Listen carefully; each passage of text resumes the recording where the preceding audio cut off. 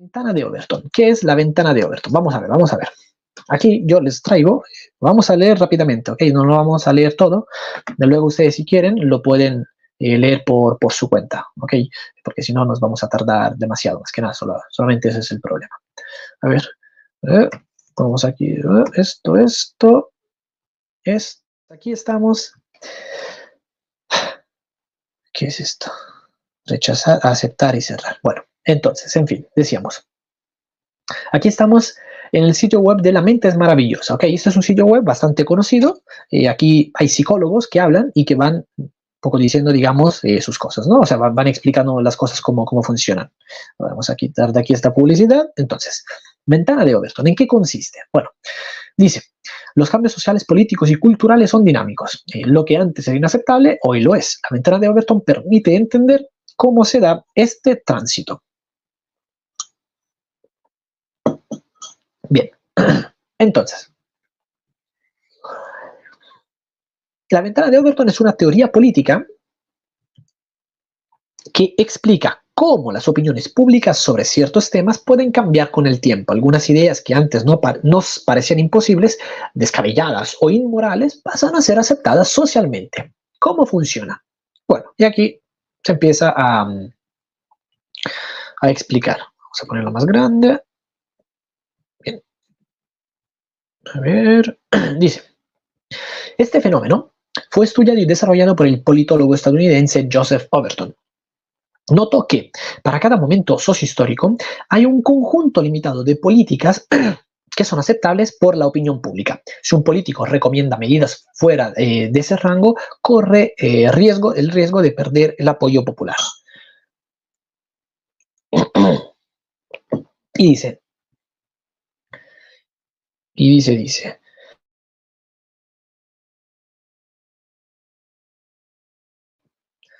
Bien, a ver, había que esclarecer un poco la voz, perdón.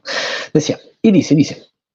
El modelo de Overton organiza las políticas en un espectro vertical según su aceptabilidad, que va desde la más libre hasta la menos libre. Pueden moverse hacia arriba o hacia abajo, lo que significa que pueden volverse más liberales o más restrictivas de acuerdo a cómo cambian las opiniones o circunstancias. ¿Viste alguna vez esto prefigurado? A ver, un momento solo. A ver, ventana de Overton. No tenía preparada aquí una imagen. Vamos a verla ahora. Ok. A ver, compartir esta pestaña. Un momento solo. Felipe Villegas, que Dios te bendiga. Se va a quedar, por supuesto, posteado en el canal este video, ¿ok?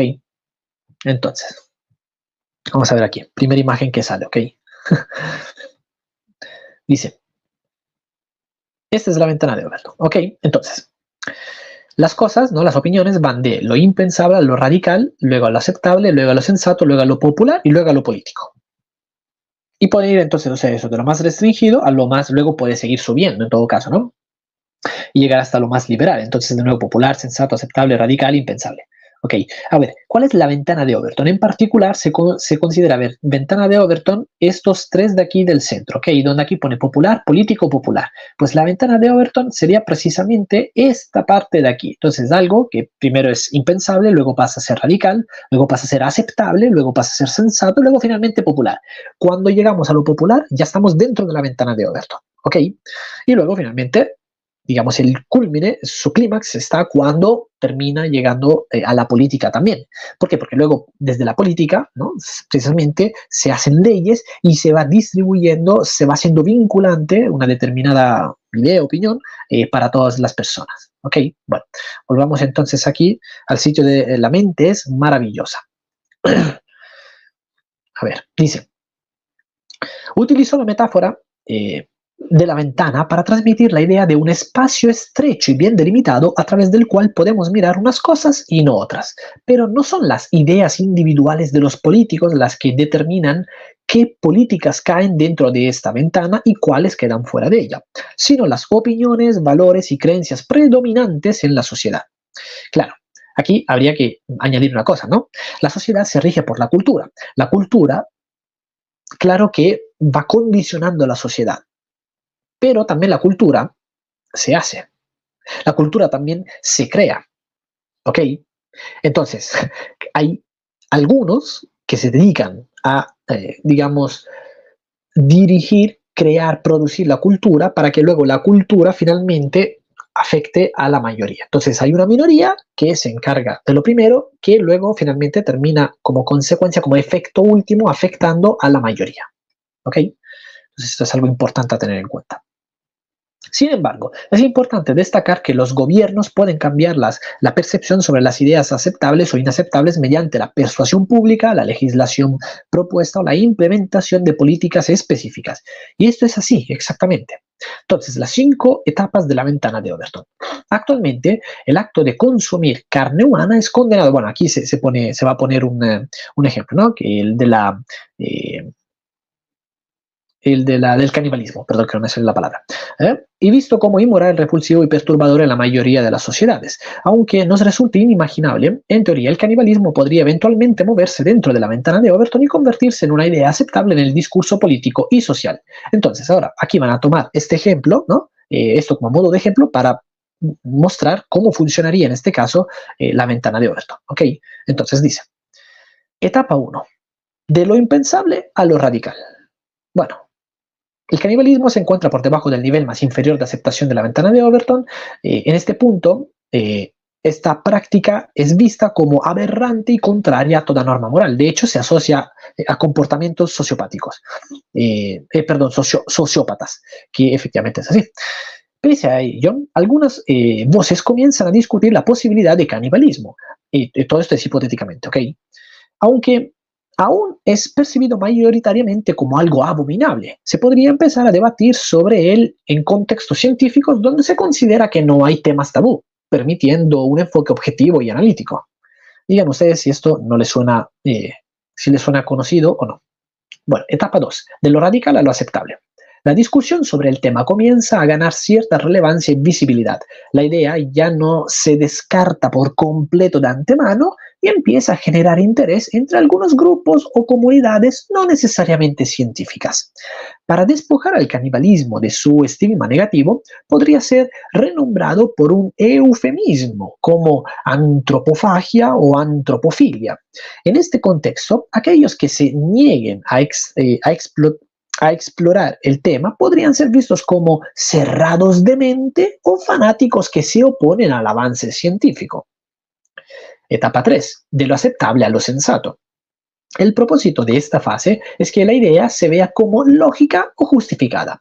Así, tanto los expertos como los medios podrían argumentar que la práctica podría ser útil en situaciones humanas extremas, como la escasez de alimentos, o resaltar que ha habido casos de canibalismo a lo largo de la historia, lo que sugiere que esta práctica no era extraña en algunas sociedades. Bueno, de esta manera, promover el consumo de carne humana como un derecho común podría hacer que la idea parezca sensata. Mientras tanto, se haría hincapié en la importancia de respetar la diversidad cultural y se censuraría a quienes se resistan a este debate. Etapa 4. De lo sensato a lo popular. Acuérdense que aquí ya estamos propiamente hablando dentro de la ventana de Overton, ¿ok? En el discurso político se convierte un tema predilecto. Los medios de comunicación y el entretenimiento popular empiezan a promoverlo como algo aceptable y hasta positivo. Con el tiempo, esta tendencia empieza a ser considerada como una opción viable por un sector significativo, ojo, o sea, una buena cantidad de la población. Ya no se ve como una rareza o tabú, sino como una elección personal respaldada por argumentos científicos y culturales. Etapa 5, de lo popular a lo político. Entonces llegamos al clímax. Inicia el proceso legislativo para legalizar la idea, en este caso la práctica del canibalismo. Los defensores se consolidan en la política y buscan más poder y representación. Así, una idea que en principio era impensable e inmoral en todos sus aspectos llega a establecerse en la conciencia colectiva como un derecho mediante una teoría que puede cambiar la percepción pública sobre cualquier idea, por disparatada que pueda parecer al principio. Y luego, bueno, sigue aquí la nota, ¿no? El artículo, con ejemplos de casos reales, ¿no? Bueno, aquí da da unos cuantos, ¿no? Igualdad de derechos para todas las personas, discursos anti-inmigración, ¿qué más? Aquí pone matrimonio entre personas del mismo sexo, etcétera, ¿ok? La aceptabilidad de la eutanasia, ¿ok? Y ahí hay muchas cosas. Como decía, está bastante interesante por si ustedes quieren seguir leyéndolas, ¿ok?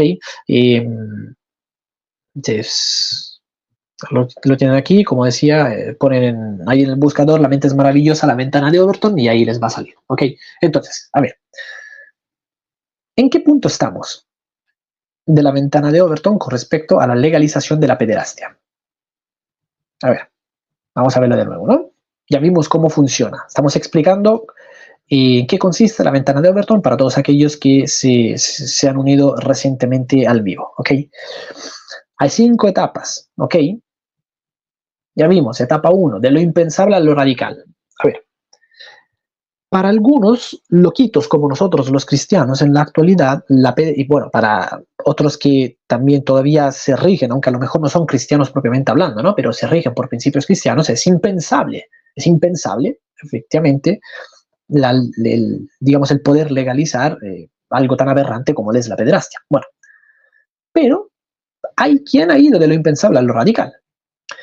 Y también, no solo esto, sino que también la etapa 2 ya ha sido, digamos, pasada, ya ha sido rebasada, ¿no? De lo radical a lo aceptable. Aquí, acuérdense, ¿no?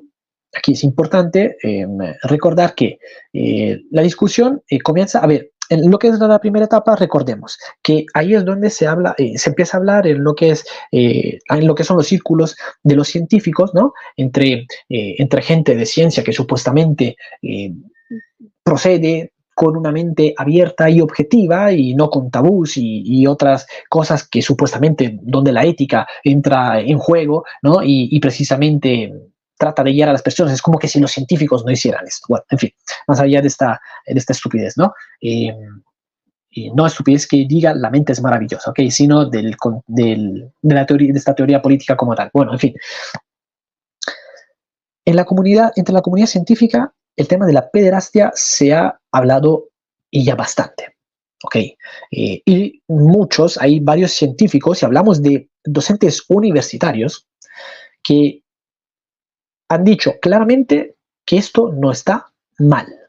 Y presentan justamente algunos argumentos, no solo de índole científica, sino también histórica y cultural. Entonces apelan a, no sé, sociedades como la antigua Grecia o la Roma antes, ¿no? de la cristianización, ¿no?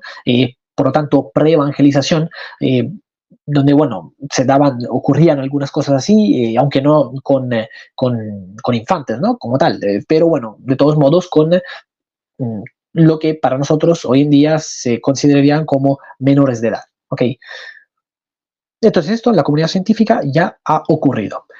Estamos tal vez en la etapa 2, de lo radical a lo aceptable. Aquí acordémonos que la discusión del tema comienza a, como dice aquí, ganar cierta relevancia y visibilidad, ¿ok? Entonces ya no se descarta por completo de antemano y empieza a generar interés entre algunos grupos o comunidades no necesariamente científicas. Y aquí tenemos grupos de pederastas que están pidiendo la legalización precisamente de las relaciones entre adultos y niños, digamos, como mínimo en todo Occidente, ¿ok? Aquí en Europa, en el continente americano también. Y esto, a ver, esto es muy preocupante, ¿ok? Entonces ya no son solo algunos científicos que, bueno, más allá también de estos loquitos, como, no sé, por ejemplo, Jeremy Firestone y otros por el estilo, ¿no? Bueno, sino que ahora tenemos a estos grupos de gente que, por un lado, son inteligentes, pero por otro no tanto, que piden la legalización de sus derechos. Tal vez, entonces, la etapa 2 la hemos pasado. Tal vez estamos en la etapa 3, de lo aceptable a lo sensato. El propósito de esta fase es que la idea se vea como lógica y justificada, ¿no? Y así, tanto los expertos como los medios podrían argumentar que la práctica podría ser útil en situaciones humanas extremas, como la escasez de alimentos, resaltar que ha habido casos de canibalismo a lo largo de la historia, bueno, que esto no es algo tan extraño en algunas sociedades. Bueno, ahora reemplacemos el término canibalismo por el término pederastia. ¿Qué es lo que se ha pretendido hacer con esta campaña publicitaria? Precisamente, operar en la tercera etapa, pasar de lo aceptable a lo sensato. de lo aceptable a lo sensato, porque esto ya es aceptable para bastantes, ¿no? Para bastantes personas. Y que se quería ver en qué punto está la sociedad, porque si la sociedad aceptaba tal cosa, entonces se podía pasar a la cuarta etapa, de lo sensato ir a lo popular. Gracias a Dios que esto no ha ocurrido y que, como hemos visto, se ha solicitado, se ha exigido, mejor dicho, se ha exigido enseguida desde el primer momento la retirada de todos estos carteles publicitarios, y han salido por todas partes justamente a hablar en contra de esta cosa tan aberrante. Estamos en la tercera etapa, queridos amigos y seguidores. Y esto es bastante preocupante, que esto no siga avanzando. Es más, tenemos que esforzarnos todos en la medida, como siempre digo, en la medida de las posibilidades que Dios nos dé, tenemos que esforzarnos todos para luchar desde donde Dios nos ha puesto, ya sea que uno tenga que dar la cara, ya sea que uno tenga que hablar en un parlamento, o ya sea que uno simplemente tenga que hacer cosas en lo que es su familia y su, digamos, entorno primario, que hagamos lo que debemos hacer, que seamos cristianos, que vayamos adelante con la verdad, que no seamos idiotas, que no nos dejemos callar, ni tampoco intimidar, ni tampoco que no hagamos nuestra parte, porque simplemente, bueno, lo mejor es que uno podría llegar a decir es que yo no tengo ni voz ni voto, yo no tengo vela en este entierro. Si yo digo algo, ¿quién me va a hacer caso? O a lo mejor me van a tomar por estúpido, me van a tomar por retrógrado, me van a decir que soy, no sé, un picapiedra. No, no dejemos que estas cosas pasen, no seamos idiotas, no nos estemos mirando todo el tiempo solo nuestro ombligo, sino que hagamos cosas por el bien de la sociedad, y no solo por el bien de los que son más próximos a nosotros, sino por el bien de toda la sociedad, es decir, de la sociedad mundial. Tenemos que hacer cosas, porque si nosotros no nos hacemos cargo de nuestra responsabilidad, de nuestro deber, en primer lugar, el mal va a seguir avanzando. Y en segundo lugar, nosotros nos vamos a convertir en cómplices de este mal. Y cuando alguien tiene la posibilidad de hacer un bien, entonces tiene por consiguiente la responsabilidad y el deber de hacer tal bien, de proteger la verdad. Acuérdense siempre, si tienen la posibilidad, entonces también tienen la responsabilidad y el deber. Dios no nos pide lo imposible. No nos pide que hagamos cosas que pues, efectivamente no podemos hacer, sino que nos pide lo que nosotros podemos hacer. Entonces, desde el lugar en el que estemos, desde el lugar en el que Dios nos ha puesto, según los dones y talentos que Él nos ha dado, que hagamos lo que debemos hacer. Porque eso es bueno, eso está bien, eso es un deber con el que debemos cumplir. Es algo muy importante tener en cuenta esto. Además, acuérdense que es lo que le pasa en la parábola de los talentos. ¿Qué le pasa al tercero de los hombres al que se le da un talento? Aquel que, en lugar de hacer que produzca más y en lugar de invertirlo dándoselo a otro o llevándolo al banco, lo entierra, lo esconde. ¿Se acuerdan qué les pasa cuando regresa su señor y le pide cuentas? Que no sea lo que nos pase también a nosotros.